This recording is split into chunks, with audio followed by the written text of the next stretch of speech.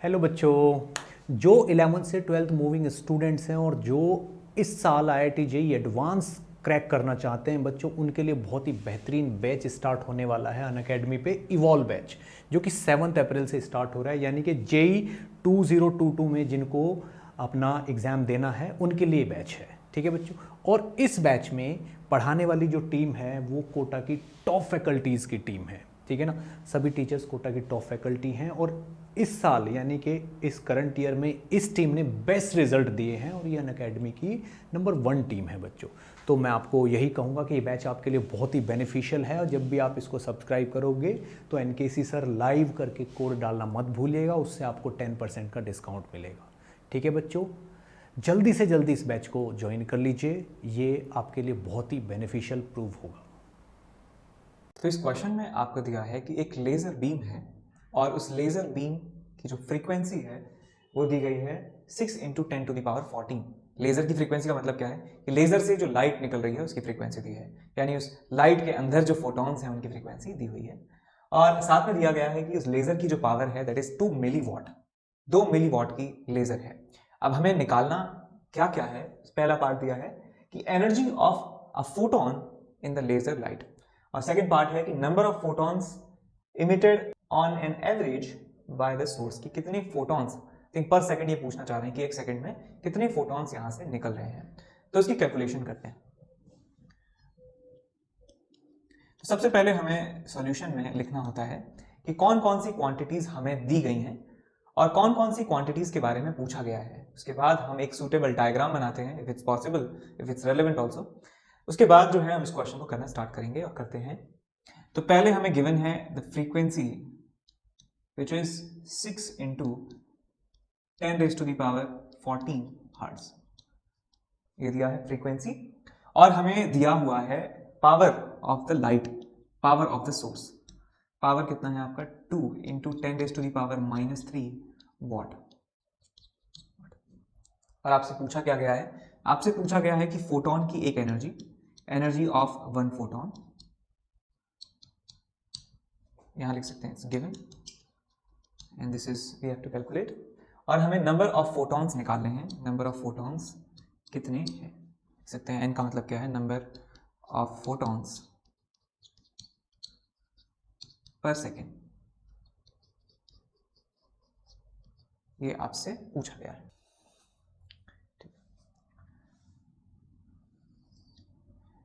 तो हम जानते हैं, वी नो दैट, कि एक फोटोन की एनर्जी h न्यू के बराबर होती है। ये फॉर्मूला है बहुत ही simple, energy of photon is equal to h × nu. तो h की वैल्यू हम जानते हैं, प्लैंक्स कांस्टेंट की वैल्यू 6.6 × 10⁻34। ये हमने SI यूनिट में पुट किया है h का वैल्यू। उसके बाद न्यू की वैल्यू पुट करेंगे विच इज 6 × 10⁻14 हर्ट्ज। ये जूल सेकंड में इसकी वैल्यू है, ये आपके पास एनर्जी है। तो बेटा ये ध्यान रखिए, फिर से मैं एक बार और बता देता हूं कि जब हमने क्वांटिटीज को SI यूनिट सिस्टम में पुट किया है तो हमारा आंसर भी SI यूनिट सिस्टम में आएगा। तो एनर्जी जो है वो जूल में हमें मिलने वाली है। लेकिन हम जनरली जो एनर्जीज होते हैं फोटॉन्स की, वो इलेक्ट्रॉन वोल्ट में रिप्रेजेंट करते हैं। तो हम ये जानते हैं because 1 electron volt is equal to 1.6 × 10⁻⁻19 joule. तो इसका मतलब 1 जूल का मतलब कितना हो जाएगा, 1 joule is equal to 1/1.6 × 10⁻⁻19 electron volt. तो इस क्वांटिटी से हम मल्टीप्लाई कर देंगे तो हमारी एनर्जी ऑफ 1 फोटोन मिल जाएगा आपको 6.6 × 6 डिवाइडेड बाय 1.6 × 10⁻⁻34 × 10⁻14 डिवाइडेड बाय 10⁻⁻19। ये आंसर आपको मिलेगा इन इलेक्ट्रॉन वोल्ट। ठीक है, ये एनर्जी ऑफ 1 फोटोन आपके पास आ गई है। अब इसके बाद जो क्वेश्चन में पूछा गया है वो है number of photons emitted on an average. Number of photons कैसे निकाले जाए, देखिए सेकंड पार्ट में। तो मैंने माना let's assume in 1 second n photons are emitting from the source from laser laser से n फोटॉन्स एक सेकंड में निकल रहे हैं, तो पावर को मैं लिख सकता हूं in 1 second. So in 1 second power जो है मैं लिख सकता हूं इसको energy upon time, total energy upon time हम लिख सकते हैं इसको। Power is equal to energy upon time. Power कितना दिया है दोस्तों?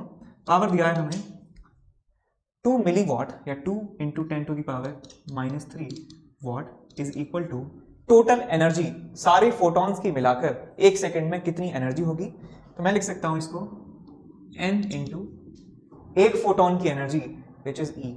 एक फोटॉन की एनर्जी इतनी है तो n फोटॉन्स की एनर्जी कितनी हो जाएगी? n e के बराबर। तो यहां पे मैं लिख दूंगा इसको n into e divided by time. Energy upon time है फॉर्मूले में, तो टाइम कितनी बात कर रहे हैं? 1 सेकंड में बात कर रहे हैं, तो यहाँ पे आप 1 सेकंड से इसको डिवाइड कर देंगे तो आपको आंसर मिल जाएगा, n की वैल्यू मिल जाएगी यहाँ से कि n की वैल्यू कितनी होगी, और वही आपका आंसर होगा इसके सेकंड पार्ट का। ठीक है, काफी आसान क्वेश्चन था, कर सकते हैं। ठीक है, अब एक बार यदि आपसे नहीं हुआ है क्वेश्चन तो इस वीडियो को स्टार्टिंग पे जाके पॉज करिए और क्वेश्चन देखते हुए इसका सॉल्यूशन खुद से लिखने की कोशिश करिए। यदि आपको आता भी है तो ये सारी जो स्टेप्स हैं, इन सारी स्टेप्स को लिखना बहुत जरूरी है। यदि आप डायरेक्ट यदि जेई की बात करते हैं या जेई की यदि प्रिपरेशन कर रहे हैं तो आप शायद इसी स्टेप पे और डायरेक्ट इसी स्टेप पे डायरेक्ट लिख दें इसको, लेकिन बोर्ड में इस एक लाइन को लिखने से जो इफेक्ट है, जो इंप्रेशन है आपका, वो अच्छा नहीं जाता है। तो आप सारी स्टेप्स फॉलो करें। यदि आप सीबीएसई का एग्जाम लिख रहे हैं तो या उसके लिए प्रिपेयर कर रहे हैं तो जेई के लिए डायरेक्ट लिख सकते हैं, डायरेक्ट ये, डायरेक्ट दूसरी लाइन में ये, 2 लाइन में सॉल्व कर सकते हैं, लेकिन बोर्ड में हमें लाइंस भरनी होती है। ठीक है, तो लाइन भर दी हमने। ठीक है, आगे चलिए। तो इस क्वेश्चन के पहले पार्ट में हमसे पूछा गया है कि आइंस्टाइन इक्वेशन जो है उसकी हेल्प से आप कैसे समझा सकते हैं कि इलेक्ट्रॉन्स का एमिशन कब होता है, कि वो कंडीशन को कैसे समझा सकते हैं। तो देखिए कि कैसे हम ये प्रूव करेंगे। Solution of part number 1। तो पहले आइंस्टाइन की इक्वेशन को समझ लेते हैं और लिख लेते हैं वो क्या है। तो मान लीजिए आपके पास एक मेटल प्लेट है और इस मेटल प्लेट पर यदि हम एक फोटोन को इंसिडेंट करवाते हैं विथ ऑफ फ्रीक्वेंसी न्यू, तो यहां से इस मेटल सरफेस से जो निकलने वाले इलेक्ट्रॉन्स की मैक्सिमम पॉसिबल काइनेटिक एनर्जी जो हो सकती है, इलेक्ट्रॉन्स जो यहां से निकलेंगे उनकी मैक्सिमम काइनेटिक एनर्जी की वैल्यू आती है कि E maximum is equal to h nu minus phi naught. ये फॉर्मूला आपने पढ़ा है, इसको आइंस्टाइन इक्वेशन कहा जाता है। क्या है बेटा ये? Einstein equation.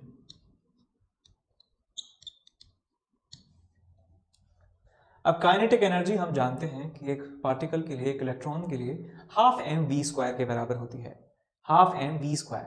और काइनेटिक एनर्जी की एक खास बात है कि ये कभी निगेटिव नहीं हो सकती है, इट्स ऑलवेज पॉजिटिव, और ये जीरो भी हो सकती है but it can not be negative. तो यहां पे कंडीशन लगा सकते हैं because we know that kinetic energy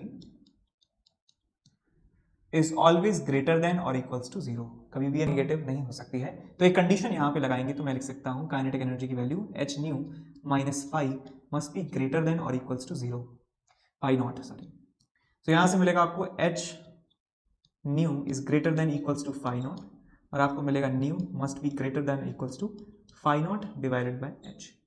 तो ये कंडीशन जब सेटिस्फाई होगी तब हम कह सकते हैं कि फोटो इलेक्ट्रिक इफेक्ट होगा, वरना फोटो इलेक्ट्रिक इफेक्ट नहीं आपको देखने को मिलेगा। उसके बाद ये पहला पार्ट हो चुका है आपका।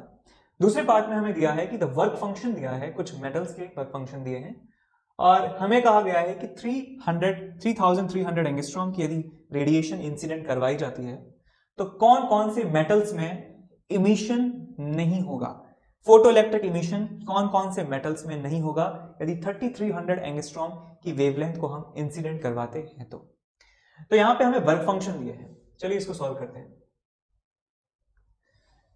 सेकंड पार्ट हमें क्वेश्चन में गिवन है, हमें लैम्डा दिया हुआ है दैट इज 3300 एंगस्ट्रॉम।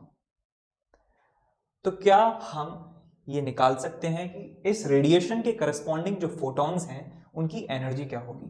तो यहां पे लिख सकते हैं कि energy of photon, energy of photon that is E, इसको लिख सकते हैं एच सी बाय लैम्डा। और मैंने आपको एक बताया हुआ है कि Hc की वैल्यू को आप 12400 ले सकते हैं, लेकिन जब 12400 लेंगे तो आपको लैम्डा रखना होगा एंगस्ट्रॉम में, लैम्डा रखना होगा इन एंगस्ट्रॉम में, और आपको आंसर जो है एनर्जी का वो इलेक्ट्रॉन वोल्ट में मिलेगा, इलेक्ट्रॉन वोल्ट में, इन इलेक्ट्रॉन वोल्ट। ये फॉर्मूला है। तो आप ये वैल्यू रखिए 12400 डिवाइडेड बाय 3300, तो आपको आंसर मिलेगा अप्रोक्सीमेटली 3.76 इलेक्ट्रॉन वोल्ट। अब हम ये कंडीशन जानते हैं from Einstein equation, from Einstein's equation that kinetic energy maximum of electron is equals to h nu minus phi naught। तो एक फोटोन को एक इलेक्ट्रॉन को मेटल सरफेस से निकालने के लिए, to eject any electron from metal surface,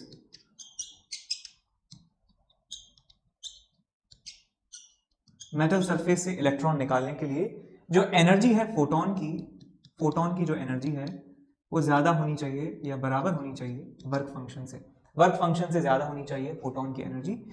तो फोटोन की एनर्जी कितनी निकाली थी हमने? 3.76 इलेक्ट्रॉन वोल्ट, 3.76 इलेक्ट्रॉन वोल्ट।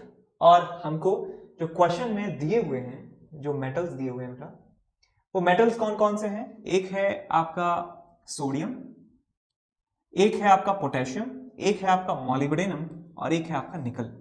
और हमारी जो फोटोन की एनर्जी आई थी, कितनी आई थी? 3.76 इलेक्ट्रॉन वोल्ट। तो जिन मेटल्स में वर्क फंक्शन इससे ज्यादा होगा, उनकी मिनिमम रिक्वायरमेंट यदि इससे ज्यादा होगी तो वो मना कर देंगे, ना यार हमारी तो रिक्वायरमेंट ही इतनी है, हमारी रिक्वायरमेंट 5.15 है, इससे ज्यादा दोगे तो बात करो, नहीं तो निकलो यहां से, यहां से निकल सकते हैं।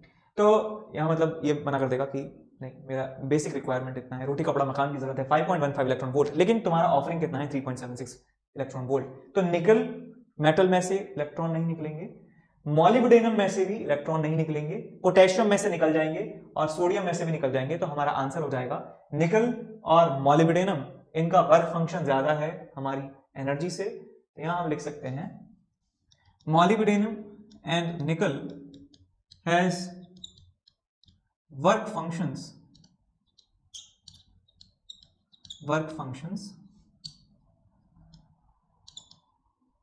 more than energy of photon, hence those will not show photoelectric effect।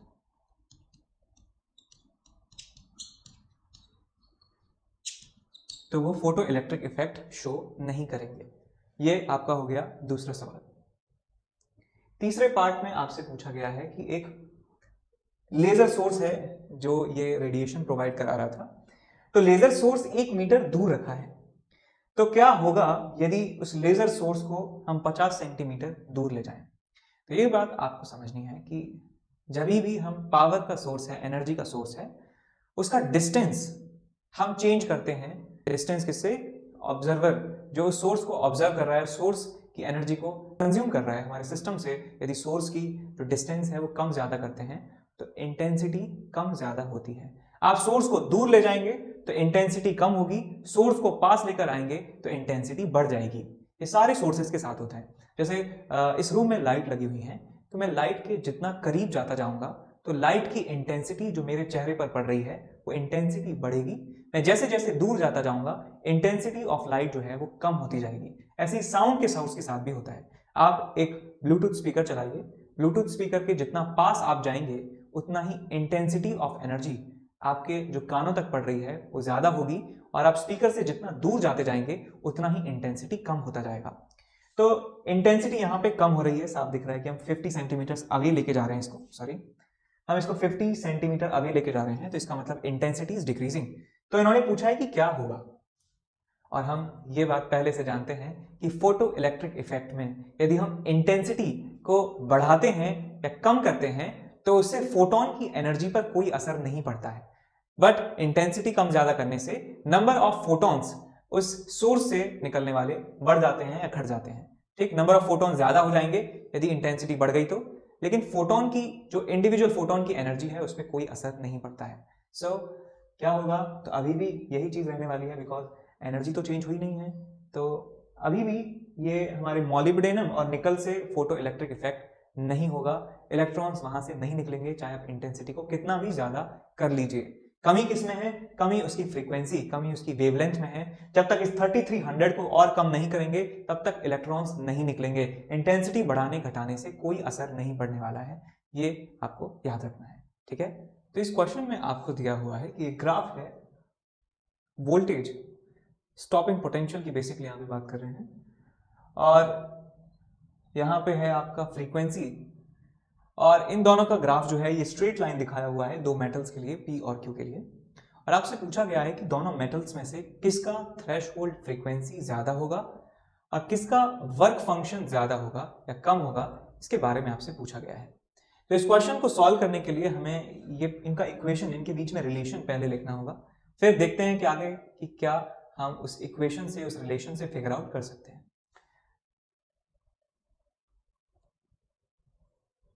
तो यहां मैं इनके बीच में रिलेशन लिखूंगा, that is E Einstein's equation से E इंटू वी नॉट, या stopping potential V naught is equal to h nu minus phi not.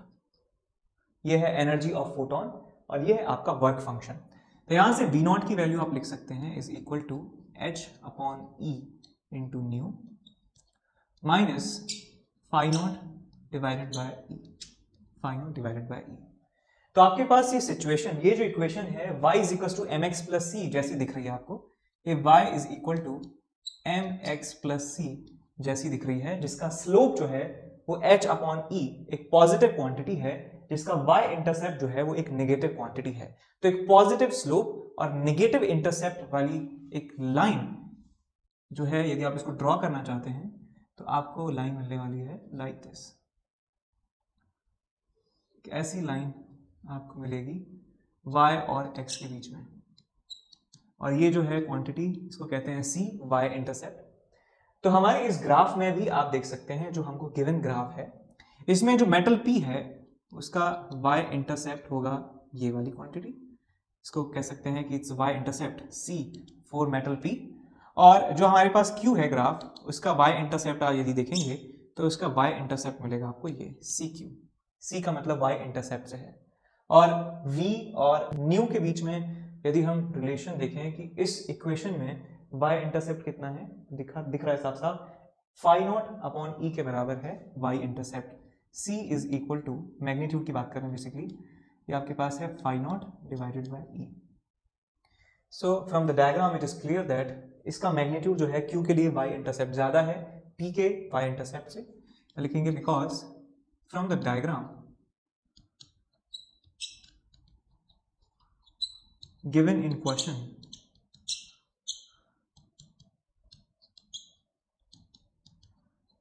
it is clear that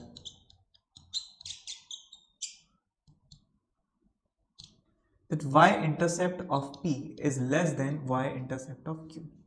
तो हम यहां से कह सकते हैं that means phi naught divided by E for metal P is less than phi naught divided by E for metal Q। तो E तो सबके लिए सेम है, लेकिन वर्क फंक्शन सबके लिए अलग अलग है, इसका मतलब work function for metal P is less than work function for metal Q। तो एक रिलेशन यहां से आया आपके पास। वर्क फंक्शन की वैल्यू थ्रेशोल्ड फ्रीक्वेंसी के टर्म्स में भी लिख सकते हैं कि h new not for P is less than h new not for metal Q। तो यहां से h से h कैंसिल आउट हुआ, तो आपको मिल जाएगा यहां से new not for metal P is less than new not for metal Q। ये आपके दोनों पार्ट्स सॉल्व हो गए। तो थ्रेशोल्ड फ्रीक्वेंसी का पता लगा लिया, किसका ज्यादा किसका कम, और वर्क फंक्शन के बारे में भी हमने बता दिया कि किसका कम किसका ज्यादा है। तो ये याद भी रख सकते हैं कि जब स्टॉपिंग पोटेंशियल और न्यू के बीच में ग्राफ दिया जाता है, न्यू और फ्रीक्वेंसी के बीच में ग्राफ दिया जाता है, तो इसका जो इंटरसेप्ट है वो इंटरसेप्ट का जो मैग्नीट्यूड है वो किस क्वांटिटी की तरफ इंडिकेट करता है, वो फाई नॉट, वो वर्क फंक्शन की तरफ आपको इंडिकेट करता है, तो जिसका इंटरसेप्ट ज्यादा उसका वर्क फंक्शन ज्यादा, उसका थ्रेशोल्ड फ्रीक्वेंसी ज्यादा, और जिसका वर्क फंक्शन कम उसका वाई इंटरसेप्ट भी कम। तो इस क्वेश्चन में आपको दिया है कि एक पर्टिकुलर एक्सपेरिमेंटल सेटअप में जो थ्रेशोल्ड फ्रीक्वेंसी है एफ के बराबर है। थ्रेशोल्ड फ्रीक्वेंसी दिया है एफ के बराबर। यदि इस सेटअप में हम 2f फ्रीक्वेंसी के फोटोन इंसिडेंट करवाते हैं तो मैक्सिमम स्पीड जो है इलेक्ट्रॉन्स की वो v1 के बराबर होती है। और इसी सेटअप में यदि हम 5f फ्रीक्वेंसी के फोटोन इंसिडेंट करवाते हैं तो मैक्सिमम स्पीड ऑफ इलेक्ट्रॉन जो है वो v2 के बराबर हो जाती है। तो आपको v1 और v2 में रिलेशन निकालना है, रेशियो निकालना है उनके बीच में। तो देखिए इस क्वेश्चन को कैसे करेंगे। तो पहले हमारा ये नियम है कि हम पहले क्या क्या गिवन है वो लिख लेते हैं। तो यहाँ पे हम लिख सकते हैं कि गिवन दैट कि न्यू नॉट की जो वैल्यू है that is threshold frequency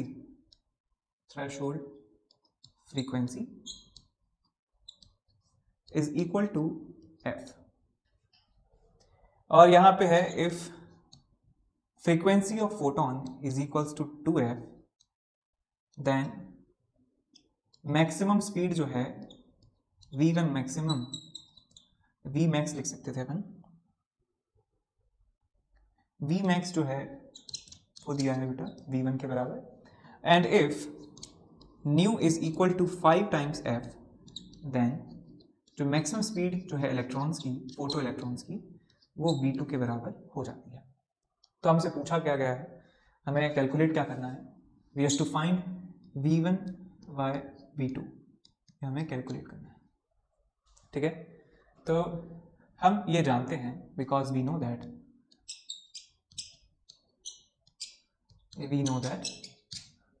h into nu naught is equals to phi naught, कि h into threshold frequency is equal to work function. तो यहां से आप लिख सकते हैं h f is equal to phi naught, इसको नाम दे दीजिए इक्वेशन नंबर 1। इक्वेशन नंबर 1 इसको नाम दे दिया आपने। उसके बाद हम आइंस्टाइन इक्वेशन हमने पढ़ा है, वी नो दैट कि kinetic energy of photo electrons maximum is equal to h nu minus phi not.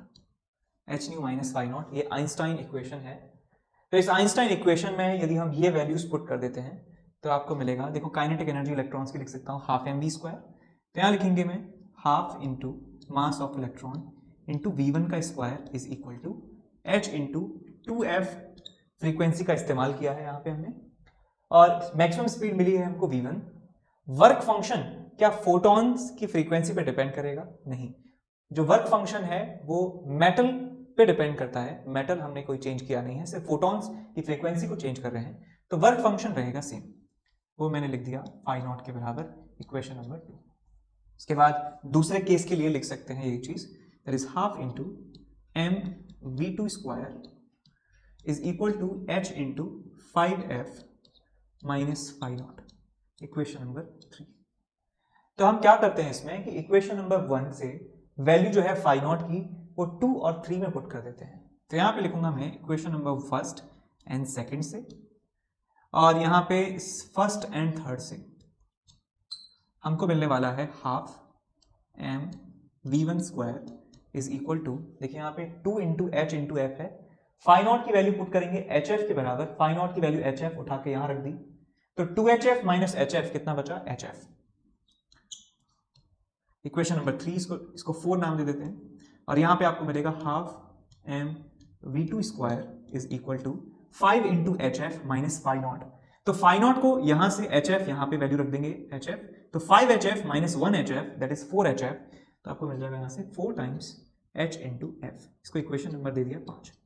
अब इन इक्वेशन नंबर 4 और 5 को आपस में डिवाइड कर देंगे, तो आपको इक्वेशन नंबर 4 और 5 को डिवाइड करना है, आपको मिलेगा v1 square divided by v2 square is equal to 1 divided by 4, और इन दोनों का स्क्वायर रूट ले लेंगे तो आपको मिल जाएगा आंसर आपका, that is v1 by v2 is equals to 1 by 2। तो फाइनल आंसर आपको यहाँ से मिल जाएगा।